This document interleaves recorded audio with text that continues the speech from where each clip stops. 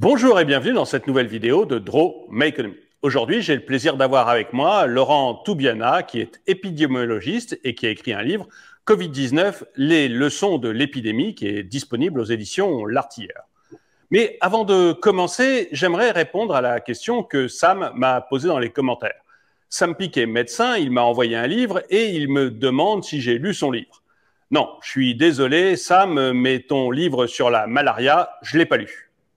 Vous-même, si vous avez des questions à me poser, n'hésitez pas à le faire dans les commentaires. Bon, je reviens donc au sujet d'un autre livre, celui sur le Covid-19, les leçons d'une épidémie, écrit par Laurent Toubiana. Monsieur Toubiana, donc je vais vous laisser déjà vous présenter. Vous êtes épidémiologiste, mais je vais vous laisser peut-être en dire un peu plus sur vous pour que les auditeurs sachent bien qui vous êtes. D'où vous parlez, comme on dit. D'où je parle. Alors, je suis, avant d'être épidémiologiste, je suis chercheur.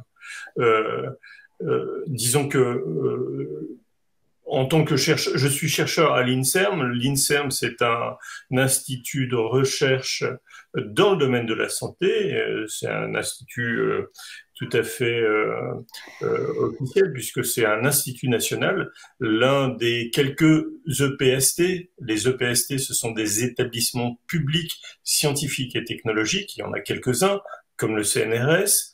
L'INSERM en fait partie, puis il y en a quelques autres. Au sein de ces EPST, il y a des gens qui sont des chercheurs, qui font de la recherche, mais il y a beaucoup d'autres gens qui les accompagnent dans cette recherche.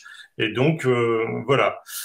Mon domaine est le domaine de la santé publique, et au sein de la santé publique, je m'occupe en particulier d'épidémiologie, et je me suis longtemps occupé d'épidémiologie de maladies transmissibles, de maladies infectieuses.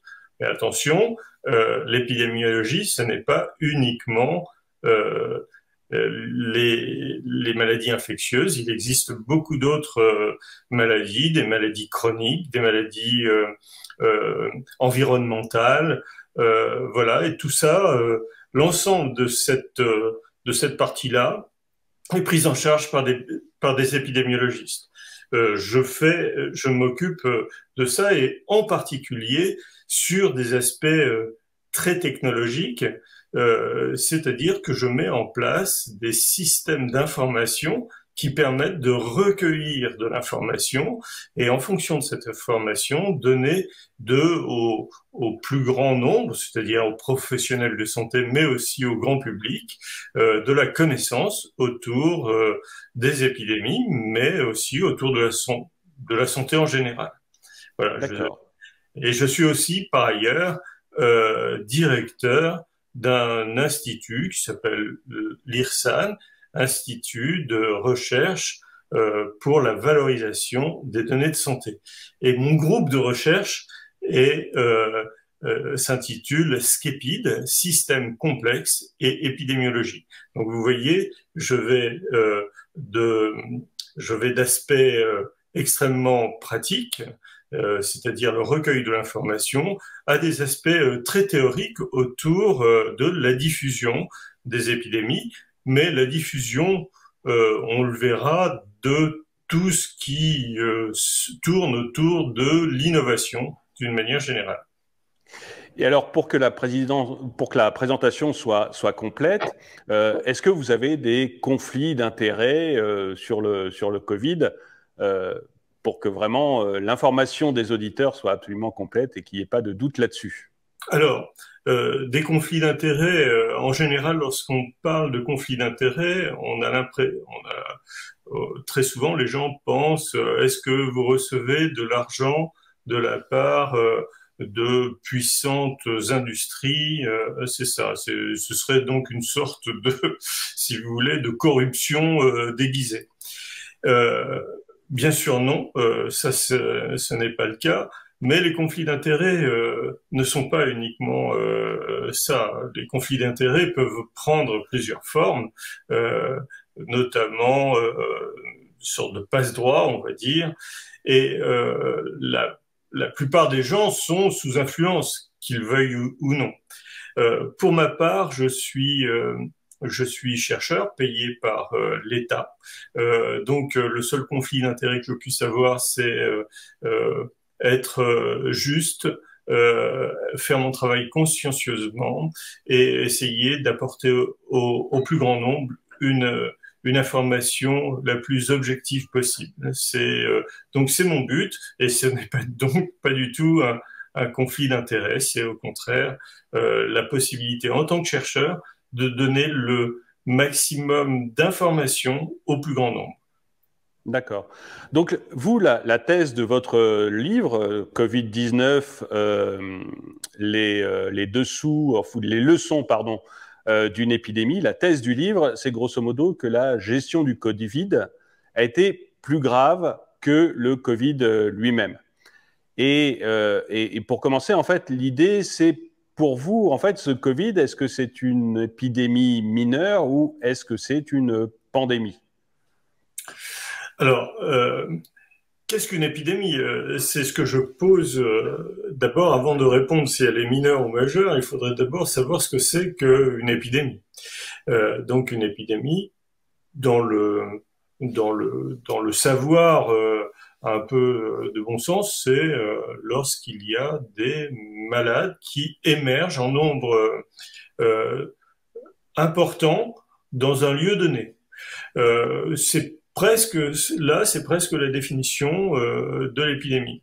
Lorsque une épidémie est importante, elle peut soit se répandre sur un territoire plus grand et faire évidemment beaucoup plus de malades que ceux que l'on attend habituellement. Donc ça, c'est une épidémie importante. Et puis une épidémie grave, c'est lorsque les malades sont gravement atteints. Et une épidémie très grave, c'est lorsque beaucoup de gens meurent. Donc une épidémie, c'est l'émergence d'un grand nombre de malades et elle est grave lorsque ces malades finissent par être gravement atteints, voire morts, voire mourir de cette maladie. En ce qui concerne l'épidémie de Covid, ce que j'observe, c'est qu'il n'y a pas eu beaucoup de malades. Et encore une fois, il faut savoir comment on évalue, comment j'arrive à dire qu'il n'y en a pas eu beaucoup, et sur quoi je me fonde pour pouvoir dire quelque chose comme ça. Et il n'y a pas eu non plus beaucoup de morts. Et il n'y a pas eu non plus beaucoup de gens à l'hôpital. Donc, pour moi, cette épidémie, selon des critères que je vais expliciter plus tard, n'est ni grave ni importante.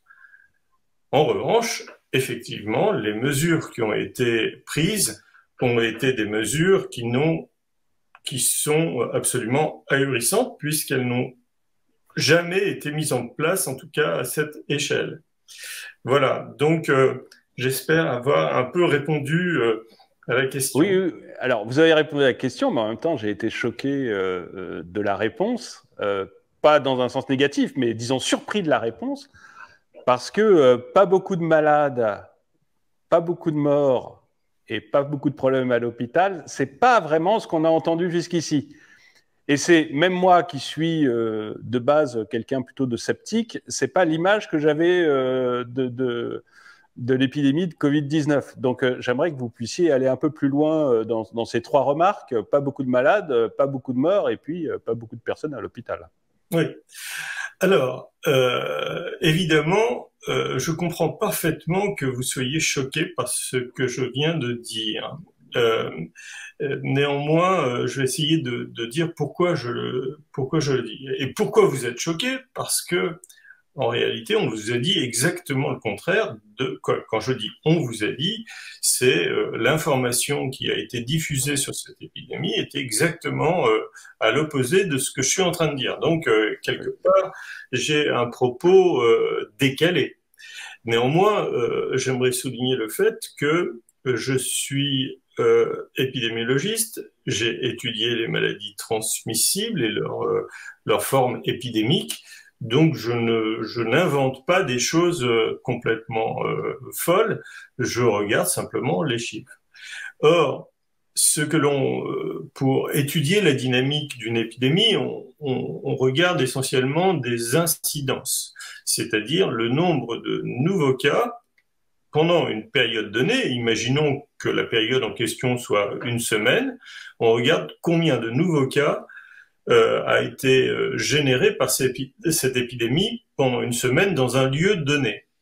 Et on rapporte ça à la population. C'est ce qu'on fait habituellement, c'est la base de l'épidémiologie pour le suivi des épidémies. Nous faisons ça tous les ans pour les épidémies relativement banales, telles que la grippe, la gastroentérite. Ce sont celles auxquelles les gens sont le plus habitués. Tous les ans, nous voyons une forme d'épidémie qui arrive en hiver, c'est en général l'épidémie de grippe ou certaines épidémies de gastroentérite. Et là, tous les ans, nous sommes capables de calculer l'incidence avec la définition que je vous ai donnée. Or, ces incidences, par exemple pour la grippe, je vais me fonder sur la grippe. Pourquoi la grippe? Parce qu'elle ressemble énormément, c'est une maladie infectieuse respiratoire aiguë, et en termes de tableau clinique, ça ressemble énormément au Covid. Pour vous donner une petite idée, au moment du pic épidémique, alors je parle de pic épidémique, là encore il faut se référer aux définitions.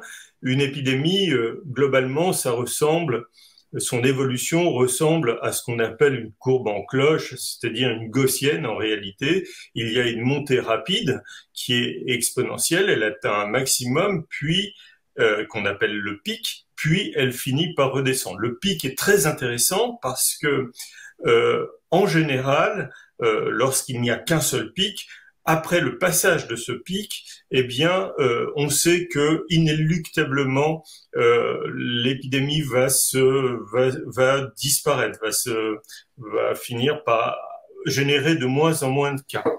Or, le pic donc est assez intéressant en termes globalement d'importance de l'épidémie. Les épidémies de grippe en moyenne, au moment du pic, on atteint aux alentours de 600 cas par semaine pour 100 000 habitants. Eh bien, si on compare avec l'épidémie de Covid, au maximum, l'épidémie de Covid a eu 140 cas de vrais malades pour 100 000 habitants au maximum pendant toute la période, avec les différentes phases épidémiques que nous avons connues. Donc, si vous voulez, vous voyez en termes de simple comparaison, l'épidémie de Covid n'a rien d'extraordinaire en nombre de cas. Alors, c'est sûr que si vous transformez si vous n'utilisez pas ce genre de méthodes qui sont des méthodes classiques en épidémiologie et que vous considérez qu'un cas est simplement quelqu'un qui est positif à un test sans être malade, alors là, vous allez augmenter énormément le nombre de cas. Et c'est quelque part ce qu'a diffusé globalement, ce qu'ont diffusé les autorités sanitaires. Au lieu de parler de malades, ils parlaient de cas. Or, la plupart de ces cas n'étaient pas malades. Or, vous voyez, on a changé le concept et ça a amené beaucoup de confusion dans l'esprit des gens. Voilà une des explications. Donc voilà pour résumer, pas beaucoup de malades parce que lorsqu'on le compare à des épidémies relativement banales, celles de grippe, eh bien, on est nettement en dessous en termes de pic, mais aussi ce qui est pic est valable aussi pour l'intégralité du nombre de malades. Il n'y en a pas eu beaucoup par rapport à des épidémies qu'on considère, nous, comme banales. Mais dans ce cas, donc pas beaucoup de malades, mais le nombre de décès, par exemple. Vous disiez aussi pas beaucoup de décès. C'est pas du tout ce qu'on a entendu. Et je crois même qu'il y a des statistiques de l'INSEE sur l'année 2020, il me semble, qui indiquent quand même 50 000 décès supplémentaires par rapport à ce qu'on avait l'habitude d'avoir comme nombre de décès en France. Donc, ces 50 000 décès, on les a rapportés au Covid-19. Donc, il semble quand même qu'il y ait eu beaucoup plus de décès liés au Covid-19 que de décès habituels. Donc, comment vous justifiez le fait de dire, justement, il n'y a pas eu beaucoup de décès? Alors, tout d'abord, euh, lorsqu'on attribue un décès à un événement, à une maladie, c'est vous attrapez par exemple le Covid, puis vous mourrez du Covid, hein, d'accord? Et là, on peut dire vous êtes bien mort du Covid. La difficulté, c'est que en réalité, les gens qui sont morts du Covid mouraient d'autre chose, pas nécessairement du Covid.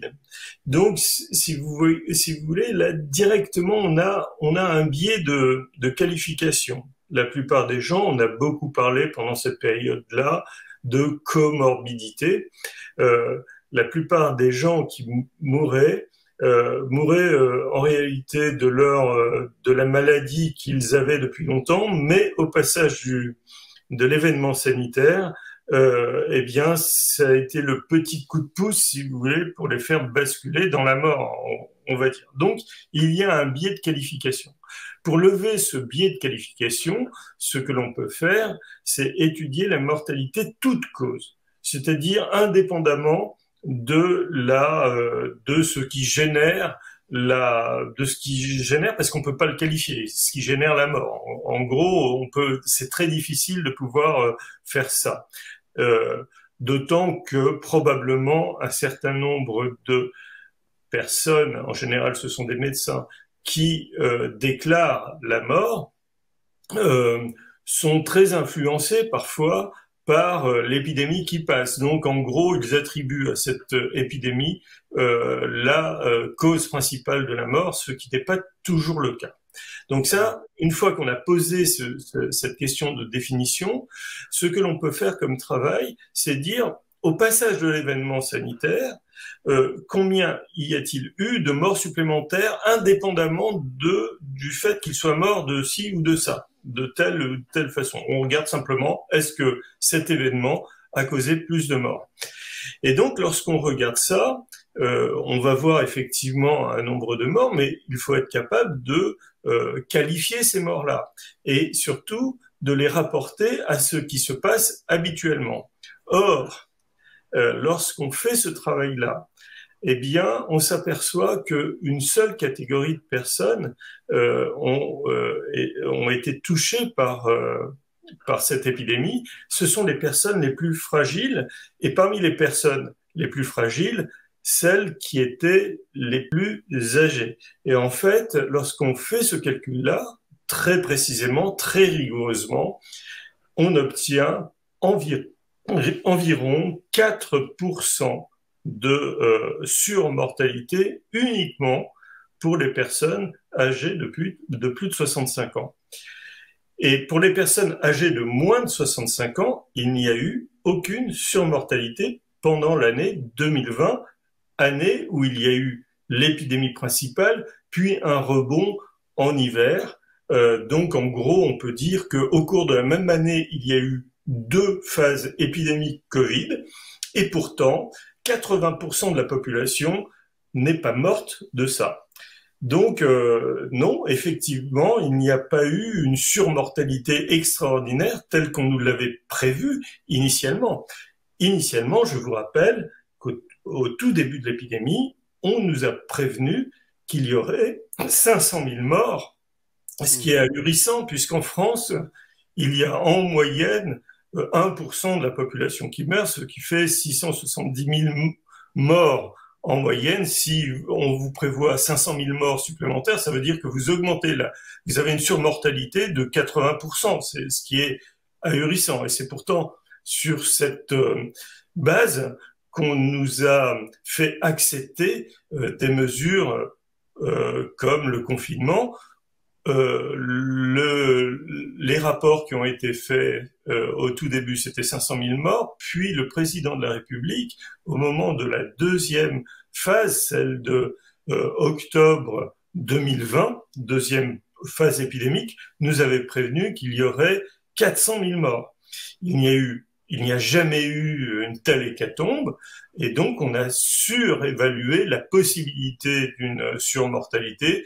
La réalité, c'est qu'elle était, comme je viens de vous le dire, infiniment faible. Donc il y a un décalage entre ce qui est annoncé et la réalité des choses, c'est ce que j'essaye de montrer. Et sur les hôpitaux, même chose, vous avez dit tout à l'heure qu'ils n'avaient pas été surchargés à cause du Covid, mais c'est pas non plus la...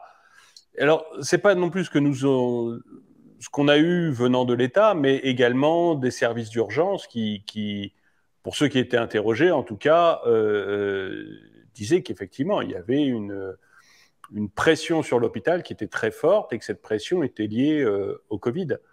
Oui. Et vous n'avez pas cette analyse, quoi. Non, alors c'est pas là, il suffit de se référer aux chiffres que nous avons eus, des chiffres tout à fait officiels, puisque c'est une agence d'État qui les a diffusés un an plus tard, l'ATIH, qui est directement dépendante du ministère de la Santé. Elle a publié un rapport qui faisait l'analyse de ce qui s'était passé au cours de l'année 2020. Et au cours de l'année 2020, son rapport, le chiffre principal, ce qu'on a retenu, c'est que 2% seulement de l'activité hospitalière avait été consacrée au Covid. Alors, beaucoup de gens nous ont dit, ah oui, mais 2%, ça c'est l'activité. Il y a en réalité les séjours étaient plus longs, donc c'est beaucoup plus, etc. Malgré tout, même si c'est beaucoup plus, ça n'a jamais excédé, on va dire, 10%. Ça veut dire que 90% et vraiment j'exagère, 90% de l'activité hospitalière a été consacrée à autre chose qu'au Covid. Ce qui est contraire à ce que chacun pouvait ressentir lorsqu'on écoutait les informations. Donc effectivement, là encore, je peux paraître complètement décalé par rapport à l'information officielle. Pour autant, ce sont des chiffres parfaitement officiels. Et ce que l'on peut dire, c'est que jamais l'hôpital n'a été surchargé. Ni l'hôpital, ni les urgences.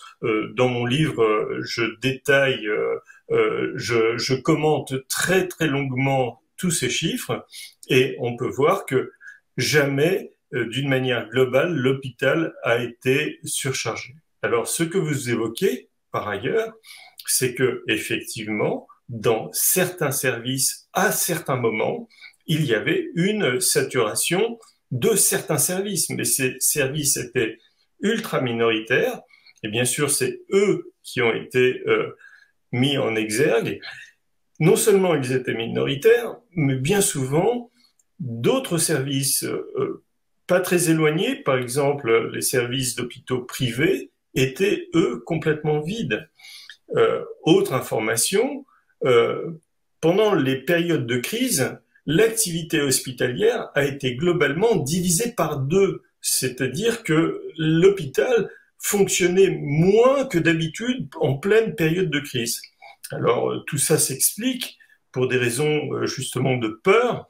Les gens n'allaient même plus se faire soigner. Les personnes qui étaient atteintes de maladies chroniques avaient peur d'attraper cette maladie effroyable qui était le Covid et n'allaient donc pas se faire soigner normalement pour un suivi tout à fait normal de leur pathologie, donc en ont globalement pâti.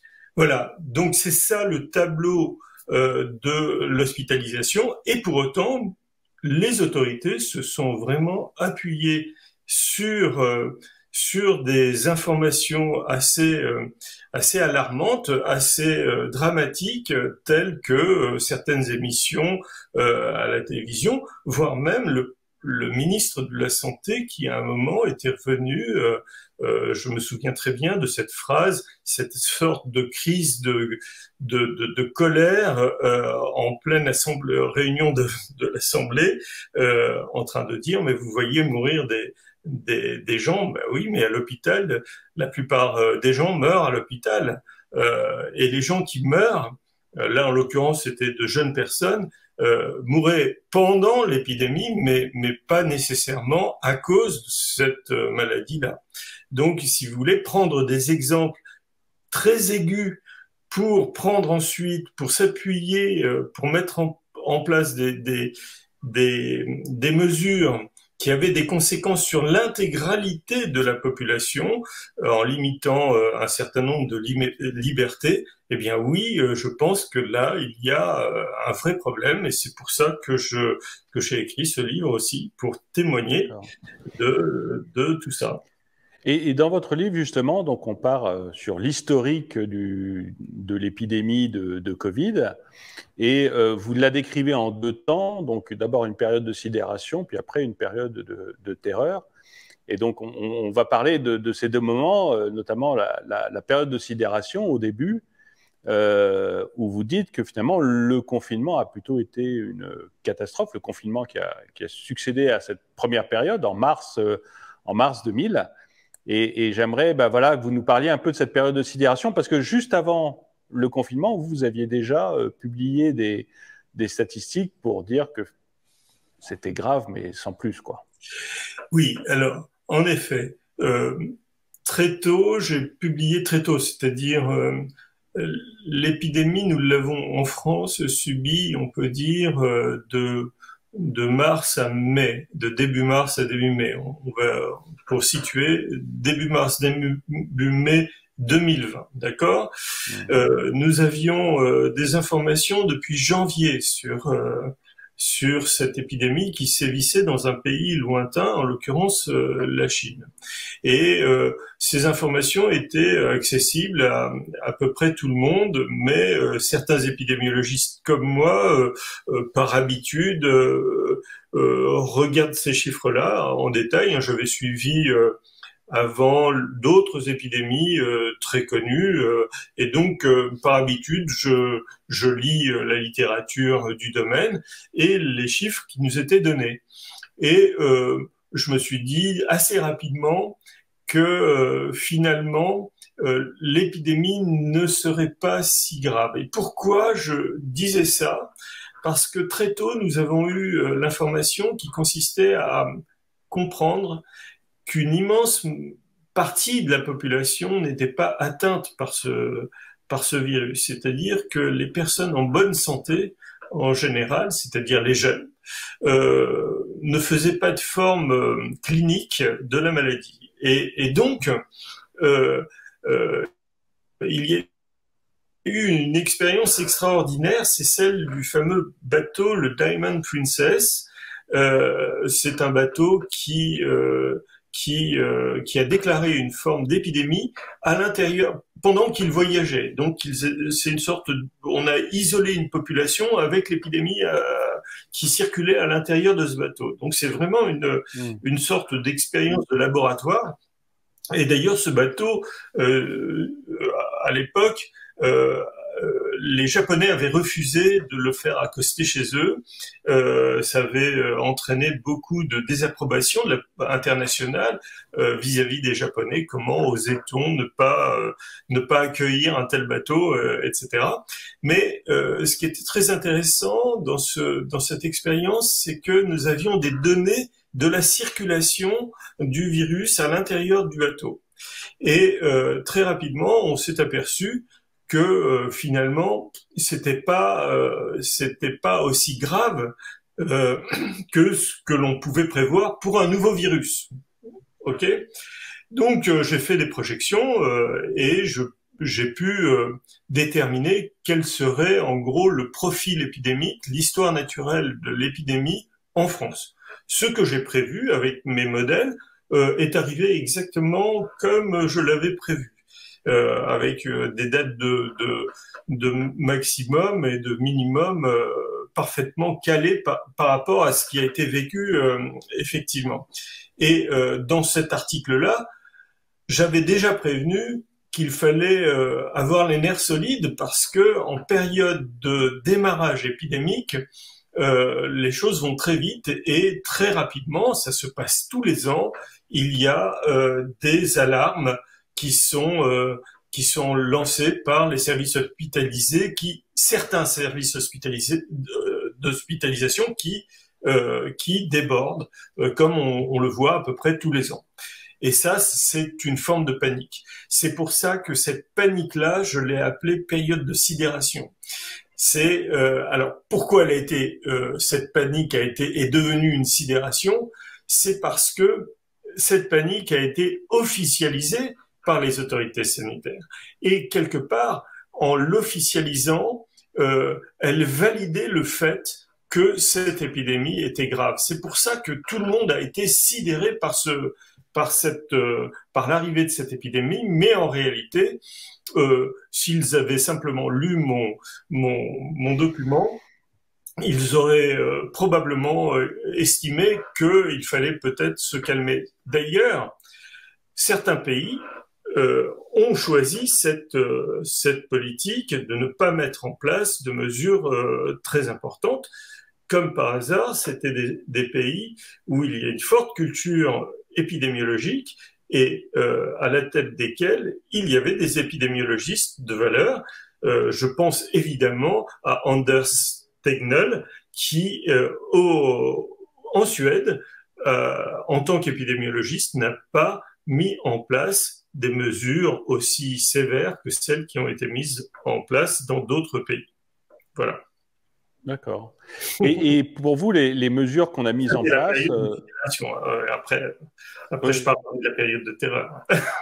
Non, mais oui. Pour la période de sidération, en fait, le fait d'avoir fait un confinement, est-ce que ça a compliqué après le reste ou est-ce que ça a été finalement une erreur, mais sans autre complication que la complication économique, puisque ça a quand même tué pas mal d'entrepreneurs. Mais en dehors de ça, est-ce que ça a été un drame finalement de le faire?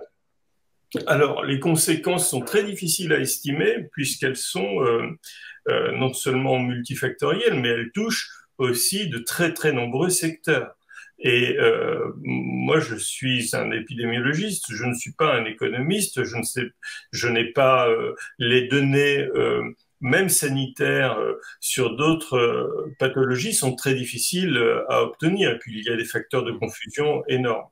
Néanmoins, le confinement, pour moi, était une erreur invraisemblable parce que si vous voulez, c'est l'application d'une forme de théorie folle qui consiste à dire on va couper les liens entre les gens de façon à couper la transmission d'un virus. Or, j'ai montré dans un autre article que la transmission avait déjà été faite et que au moment où on a mis en place le confinement, il y avait déjà, on peut calculer ça, il y avait déjà, le virus circulait déjà depuis très très longtemps et que quoi qu'il arrive, il finirait par s'éteindre et donc j'avais même prévu le moment du pic, donc aucun problème. Les conséquences par la suite, c'est que ce qui s'est passé, c'est que normalement, la théorie, donc je dis bien que ce confinement est une vision totalement théorique de des mesures que l'on pourrait prendre sur une épidémie, qui est, à mon avis, de la théorie pure et qui est un fantasme. Une épidémie qui a démarré, il est absolument invraisemblable de vouloir, avec des tout petits moyens, comme on peut les avoir, vouloir l'arrêter. C'est pratiquement impossible. Maintenant, dans la théorie en question, il y avait la possibilité... disons que l'idée, c'était de dire on va arrêter l'épidémie en empêchant le virus de circuler. C'était ça l'idée. Donc, très peu de gens seraient contaminés. Mais dès qu'on lâche le confinement, alors là, il y a automatiquement, quelques jours plus tard, étant donné que beaucoup de gens sont susceptibles de l'attraper, si on lâche et que le virus circule toujours, et il circulait toujours, eh bien, il y a un rebond épidémique, d'où la théorie des fameuses vagues. Or, ce que l'on a vu tout de suite après le déconfinement, eh bien, il n'y a pas eu de seconde vague immédiatement après. Et même les gens se sont baladés dans la rue, il y a eu des manifestations, la fête de la musique, etc. Il n'y a pas eu de deuxième vague du tout. Il a fallu attendre l'automne suivant et l'émergence de viroses hivernales pour qu'une épidémie réapparaisse. Et là, ce qui s'est passé, c'est que on a testé beaucoup les gens. Donc ça, c'est la deuxième période, c'est la période de la terreur. Mais sur la première, je suis pas sûr d'avoir été très clair, mais en tout cas, toute la théorie autour du confinement a été balayée par tout un tas de raisons, et parmi lesquelles celle que je viens d'expliquer, c'est-à-dire que il n'y a pas eu de rebond immédiatement après le déconfinement, et donc, alors que c'était prévu par la théorie, lorsqu'une théorie ne fonctionne pas sur au moins une des choses, alors elle ne fonctionne pas du tout, on peut la remettre en doute complètement. Et puis d'autre part, certains pays n'ont pas mis en place le confinement et ont vu leur profil épidémique être exactement les mêmes que des pays qui l'avaient mis en place. Donc globalement, l'épidémie a eu son histoire naturelle en France et partout ailleurs, indépendamment des mesures prises, même si elles étaient extrêmement coercitives. Voilà, ça c'était pour la période de sidération. Puis Voilà, après, et donc la période de la terreur. Donc là, je peux revenir là-dessus aussi. voilà, exactement, parce que bon, la sidération, on peut comprendre qu'un gouvernement qui voit une épidémie arriver et qui voit qu'en Chine, on a bloqué des villes entières et où il y a eu des choses très importantes qui ont été mises en place, parce que les Chinois sont pas des tendres. Donc, quand ils bloquent vraiment une ville, c'est qu'il doit y avoir une bonne raison. Donc, on peut comprendre qu'un gouvernement ait eu peur à ce moment-là et décidé de bloquer tout le monde pour ne serait-ce que faire le point 3 semaines, un mois, pour savoir vraiment où ils en étaient. Mais ce que vous dites, c'est que bon, après cette période de sidération qui est en partie légitime, est arrivée la période de la terreur. Et c'est cette période aussi dont j'aimerais que vous parliez un peu, une période où finalement enfin, le gouvernement, bien aidé par les médias, a joué à faire peur en fait à la population. Même si le terme jouer n'est peut-être pas le bon, mais Oui. a fait peur à la population. Je pense, contrairement à ce qu'on pourrait croire, je n'ai aucune mauvaise pensée vis-à-vis des gens. J'ai simplement trouvé qu'ils étaient moyennement compétents pour gérer cette crise, même si c'est assez sévère ce que je viens de dire. Je pense que les gens qui ont pris des décisions semblaient ne pas avoir une très bonne connaissance de ce qu'était une épidémie, d'autant plus grave que, si vous voulez, d'autres épidémies étaient venues et on pouvait retirer une forme d'expérience de ça, notamment la fameuse épidémie de H1N1, on en reparlera peut-être, qui nous avait en tout cas donné quelques pistes concernant des épidémies émergentes comme ça. Voilà, et ça, j'en parlerai peut-être plus tard. La deuxième période commence avec l'arrivée massive des tests. En fait, pour moi, ce que j'ai appelé la testomania, c'est-à-dire le fait de tester toute la population. Tester toute la population était quelque chose pour moi aussi étrange que de confiner toute la population. Tester toute la population, c'était un dévoiement total de l'usage des tests. En fait, pour revenir un tout petit peu sur l'usage des tests, on utilise un test pour confirmer un diagnostic. Quelqu'un arrive avec une pathologie respiratoire aiguë, le médecin révèle cette pathologie et met en place une thérapeutique, ok? Mais il peut vouloir en savoir plus et savoir quelle est l'origine de cette pathologie-là et faire un test. Et c'est comme ça que ça fonctionne. Donc le test va non seulement valider son diagnostic, mais en plus donner quelques informations supplémentaires sur l'origine de cette pathologie et notamment découvrir que tel virus on est à l'origine. Là, on a fait autre chose. Là, on a testé toute la population. Pratiquement n'importe qui, de manière gratuite, pouvait aller voir, aller se faire tester. La plupart des tests étaient négatifs. 95% des tests étaient négatifs. Et parmi ces tests-là, une toute petite partie montrait de positifs. Parmi les tests positifs, une toute petite partie montrait des signes cliniques réels. La plupart des gens étaient positifs sans être malades. Pour autant, le chiffre qui a été donné était des chiffres absolus, un nombre total de testés positifs. Et quand beaucoup de gens se testent, eh bien, ça fait beaucoup de tests positifs. Quand on ne le ramène pas à la population, eh bien, globalement, ça fait énormément, des chiffres très importants. Or, lorsqu'on a suivi ces tests-là, bien, on avait l'impression, c'est ce que j'expliquais tout à l'heure, on avait l'impression que, le virus circulait.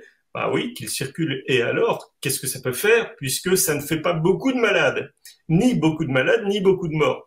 Le virus peut circuler. C'est, de mon point de vue, pas du tout un problème. Si un virus circule et ne fait pas de malades, s'il n'y a pas de conséquences, c'est pas, de mon point de vue, un problème. Or, c'est pourtant sur ces tests-là qu'ont été fondée toute une politique de la terreur que nous avons, de la peur, on va dire, que nous avons dénoncée dans le cadre d'une tribune avec Laurent Mucchielli, qui était à l'origine de cette tribune, qui consistait à dire « Nous ne voulons plus être gouvernés par la peur ». Et ça a été très tôt, puisque c'est fin août que nous avons écrit cette tribune-là. Très vite, donc, nous avons compris que on mettait en place une politique de la terreur pour faire peur aux gens et pour leur imprimer qu'ils étaient face à un danger. Et simultanément, il y a eu le port obligatoire du masque, y compris dans la rue. Or, aucune publication scientifique, même aujourd'hui, permet de dire que cette pratique est pertinente. Donc, elle servait à autre chose. Et de mon point de vue, elle servait comme signalétique d'un danger, un danger invisible, mais qu'on rendait visible grâce au masque. Donc, on a eu un léger problème technique, mais nous revoilà avec Laurent Toubiana. Et donc, vous expliquiez que, grosso modo, on avait testé toute la population, mais 95% des tests avaient été négatifs et qu'on ne teste généralement pas toute la population, et puis qu'on l'avait obligé à porter le masque, un masque où il n'y a aucune étude qui montre que c'est utile de le porter en extérieur, par exemple.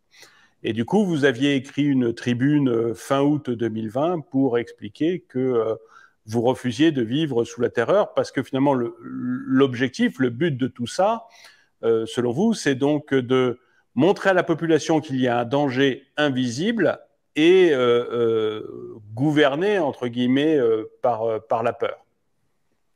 C'est bien ça? Oui, disons que encore une fois, hein, je le répète, de mon point de vue, il n'y a pas une intention préméditée de tout ça. C'est un fait. On observe que certaines mesures ont été mises en place et que ces mesures-là étaient fondées sur la peur. Et je veux dire que lorsque tout le monde porte un masque, il est évident que la signalétique montre qu'un danger invisible est là et qu'il se matérialise à travers cette pratique. Donc, ce danger était omniprésent puisqu'on le voyait tout le temps par le port du masque. Ça, c'est une des méthodes.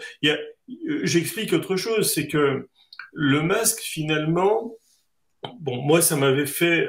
C'est l'époque où je suis un peu revenu dans la sphère médiatique pour expliquer que les choses n'étaient pas finalement aussi graves qu'elles apparaissaient. Je disais qu'il y aurait la notion de deuxième vague était quelque chose qu'il fallait expliquer aux gens, qu'on n'allait pas être submergé. À l'époque, on utilisait effectivement un vocabulaire qui c'était un vocabulaire qui tournait autour de l'effroi, si vous voulez. Tout le monde a eu très peur et donc a accepté qu'on les protège. En gros, c'était ça. Il y a une sorte d'acceptation de protection. Or, en acceptant la protection, on accepte quelque part on fait le sacrifice d'une certaine forme de liberté et de fait, les gens ont vu que leur liberté était limitée. Ils n'avaient pas le droit d'aller et venir comme c'était le cas avant. Et puis plus grave, par la suite, il y a eu l'interdiction de se regrouper, y compris pendant les fêtes de Noël du jour de l'an. Souvenez-vous, c'était extrêmement dur. D'ailleurs, en général, les gens ont évacué finalement tout ça. Et tout, finalement, l'ensemble, ils ont évacué à quel point ils ont eu peur et à quel point ils ont accepté qui, de mon point de vue, n'était pas vraiment acceptable, étant donné la faible gravité de cette épidémie. Voilà. Donc, mais vous, la raison que vous en donnez, c'est pas du tout un machiavélisme de l'État qui veut avoir la main en fait sur sa population, c'est plutôt une incompétence en fait. Vous êtes plus à dire un peu ce que disait, je crois que c'est Michel Rocard qui disait ça, ou Alain Madelin, je ne sais plus lequel des deux. C'est Rocard. Il disait, en politique, entre la connerie et le machiavélisme, choisissez toujours la connerie, vous aurez souvent raison. Oui, c'est Rocard qui disait ça. Et donc, en tout cas, cette phrase lui est attribuée. Si vous voulez, moi, je suis un scientifique. Je ne peux donc pas énoncer des choses que je ne peux pas vérifier. Je ne peux pas vérifier qu'il y a un grand complot quelque part pour assujettir l'ensemble d'une population. C'est complètement fou. Je ne peux pas, même si l'hypothèse peut être envisagée. Moi, en tout cas, cette hypothèse-là, je n'ai aucun moyen de démontrer qu'elle est bonne, ou de l'infirmer ou de l'affirmer. Donc, évidemment, j'entre pas là-dedans. Mon sujet est simplement de montrer comment les choses se sont passées, d'expliquer aux gens, de donner des éléments de compréhension du phénomène à un maximum de personnes. Et c'est tout. Je ne peux pas aller au-delà. Pour ce qui concerne, alors je ne sais pas si nous en avons parlé, mais le fameux scénario qui consiste à faire peur aux gens est fondé sur ce que j'ai appelé un storytelling. Je ne sais pas si on a eu le temps d'en parler de tout ça, mais en gros, c'est toujours le même scénario. Des experts nous disent que potentiellement cette épidémie serait très grave et nous expliquent comment ils arrivent à cette conclusion. Puis ensuite, dans un pays lointain, on voit effectivement des mesures très dures mises en place, tout en nous disant en France ça se passera jamais comme ça. Puis quelques jours, voire quelques semaines plus tard, en France, c'est mis en place exactement comme ça a été mis en place dans ces pays soi-disant lointains.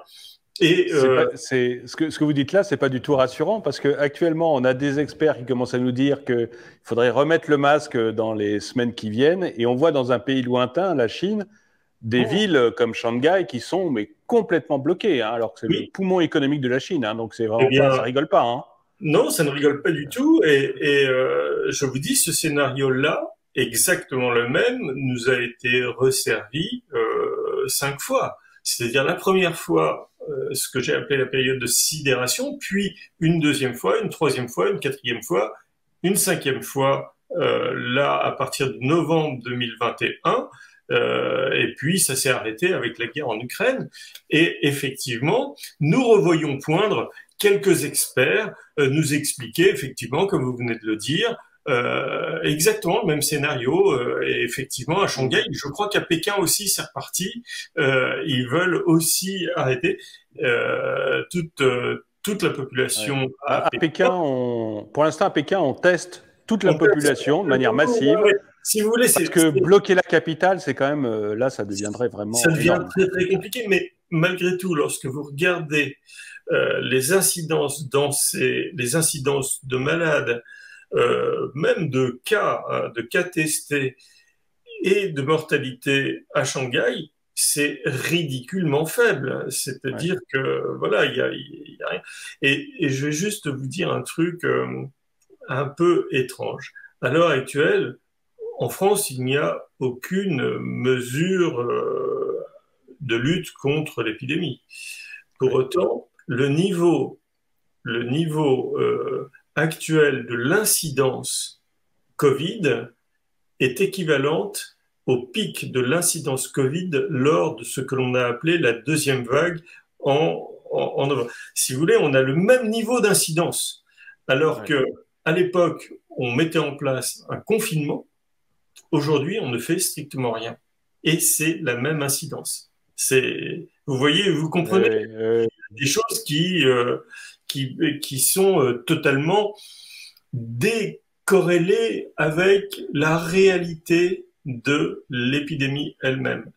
On fait autre chose. Apparemment, c'est une autre vision de l'épidémie, mais c'est pas la Oui, même. où on attend peut-être que des élections soient terminées Oui, mais quand on pour imagine, remettre tout le monde sous la bah, coupe, quoi. oui, mais c'est quand même, vous voyez bien que là, il y a quelque chose qui, pour le moins, est incompréhensible. C'est-à-dire Oui. que des événements extérieurs comme une guerre en Ukraine ou des élections en France peuvent avoir une incidence beaucoup plus forte sur la vie des gens, c'est-à-dire pas de confinement, pas de masque, rien du tout, Mm. alors que l'épidémie est équivalente en termes de malades. C'est quand même quelque chose de difficilement compréhensible. Oui. Donc, dernier point que je voulais qu'on puisse voir, c'est le vaccin. Alors, je sais que le vaccin, c'est pas votre spécialité, mais là, on a vacciné toute une population. Les plus de 60 ans sont à 4 doses. Les moins de 60 ans ont leurs 3 doses de vaccin. Et on a vacciné donc à très grande échelle contre le Covid-19. Et je voulais savoir ce que vous en pensiez, si c'était quelque chose qui se faisait normalement en cas d'épidémie, enfin d'une épidémie du type de celle qu'on a eue. Bon, alors, plusieurs choses sur le vaccin. Tout d'abord, je tiens à réaffirmer que je ne suis pas un anti-vax. Les vaccins ont montré leur efficacité sur un certain nombre de choses. Donc voilà, il n'y a pas de, je suis moi-même vacciné, il n'y a pas de problème. En revanche, là, on a plusieurs faits qu'il faut peut-être voir en détail. Tout d'abord, la première chose, c'est que la couverture, ce qu'on appelle la couverture vaccinale. La couverture vaccinale, en général, celle qui est la plus forte, c'est celle que l'on fait tous les ans contre la grippe. Et jamais on a atteint un niveau de couverture vaccinale aussi important que celui auquel on a affaire avec le Covid. En fait, la grippe, c'est moins de 50%. On a atteint 50% en 2020, mais c'était exceptionnel. Euh, donc, vouloir mettre en place une vaccination pour plus de 90%, à l'heure actuelle, les chiffres officiels nous disent 90% de la population adulte a été vaccinée. C'est énorme. Allô, allô, vous êtes là? Oui, oui, je suis là, moi, je vous entends. Ce coup-ci, ça marche. Bon, je préfère. Donc, 90% de la population vaccinée, c'est déjà un chiffre gigantesque. Sachant que il y a une forte probabilité pour que les gens qui ont déjà attrapé, été positifs au Covid, soient quelque part immunisés contre cette maladie, en tout cas immunisés sur une forme importante de l'épidémie, sachant de la maladie, sachant que en même temps, 80% de la population ne font jamais de forme grave de l'épidémie. Donc, Mm. si vous voulez, tous ces éléments nous disent, mais ça va mal de vacciner comme ça tellement de personnes, sachant que le virus, certes, circule, mais fait très peu de malades. Ça, c'est le premier point. Deuxième point, ce qui m'a étonné, c'est que on mette en place ce qu'on appelle vaccin, un produit nouveau quand même. C'est des produits presque expérimentaux. L'autorisation de mise sur le marché n'est pas totalement complète. Donc c'est un produit nouveau qu'on généralise à toute une population. Je trouve que c'est quand même relativement dangereux. Troisième chose qui m'étonne aussi, c'est la rapidité de la mise en place de ces vaccins. Un vaccin habituellement, il faut une dizaine d'années pour les mettre pour les développer. Là, ça a été mis en place en quelques mois à peine. Si vous voulez, tous ces faits sont relativement étonnants. Il faut y réfléchir. C'est ce que je dis. Par ailleurs, un fait majeur, c'est que ce produit qu'on appelle le vaccin n'a pas du tout montré son efficacité. C'est le moins qu'on puisse dire, puisque le fait que il y ait eu cette injection massive de ce produit, celui-ci n'a eu aucun effet sur l'épidémie, puisque les gens ont été malades, alors certes pas énormément malades, mais ils ont été malades. Il n'y a pas eu moins de personnes que habituellement malades. Il n'y en a pas eu beaucoup, mais il n'y en a pas eu moins que d'habitude. Donc, on peut vraiment se poser des questions sur l'efficacité. Ce qu'on nous a dit à la fin, c'est que c'était efficace sur les formes graves et pas. Ça, si vous voulez, ça m'a aussi beaucoup étonné.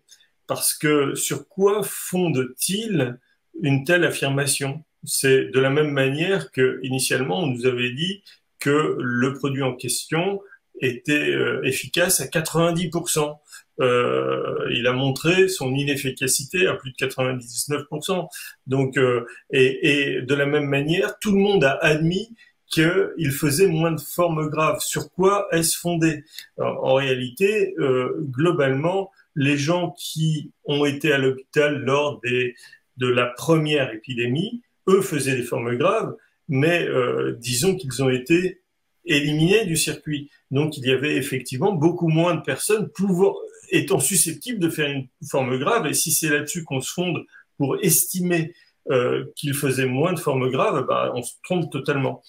A priori, et à ma connaissance, alors je n'ai pas fait l'intégralité de la littérature sur cette question-là, mais il n'y a aucune raison d'affirmer qu'il faisait que ce vaccin, ce produit, était susceptible de faire moins de formes graves. Moi, ça, je n'ai pas vu de publication là-dessus, ou alors apportez-les-moi que je puisse voir ça, mais moi, je n'ai pas vu de publication. Ça a été une affirmation sans preuve, de mon point de vue. Et vous-même, sur les statistiques que vous avez vues, vous n'avez pas vu, par exemple, parmi les décès, le nombre de personnes qui étaient mortes tout en étant vaccinées et ceux qui étaient morts sans être vaccinés. Vous n'avez pas eu de statistiques là-dessus? Non, mais ça, c'est une étude que nous aimerions faire, simplement, justement, pour montrer... éventuellement pour montrer que le vaccin a une efficacité sur les formes graves, sur les formes donc très graves, puisqu'elles vont jusqu'au décès. Et donc, pour faire ça, on aimerait il existe une base de données personnelle accessible en ligne de tous les morts en France. Ce que nous aimerions avoir, c'est le statut vaccinal de ces morts, ce qui nous permettrait de faire cette étude, de qualifier finalement la mortalité vis-à-vis du vaccin. Eh bien, ça, c'est impossible à obtenir. Ces données ne sont pas disponibles. Nous avons fait une demande de pétition pour obtenir ces données, et cette demande de pétition a été refusée sans qu'on nous dise pourquoi ça a été refusé. D'accord. Donc, parce que les données existent. Aujourd'hui, ces données sont disponibles et on ne peut pas les obtenir. D'accord. Bon, docteur, je vous remercie pour toutes ces informations. Je rappelle votre livre aux éditions L'Artilleur, donc Covid-19, les leçons d'une épidémie. Et puis, je termine, comme toujours, avec le dicton du jour. Et là, je vais reprendre, du coup, le dicton de Michel Rocard. Hein. En politique, entre la bêtise et le machiavélisme, choisissez toujours la bêtise, vous aurez raison. Merci à tous ceux qui ont regardé cette vidéo. Mettez-lui un pouce vers le haut, commentez-la, partagez-la. Merci aussi à ceux qui soutiennent la chaîne. Et je vous dis à très bientôt.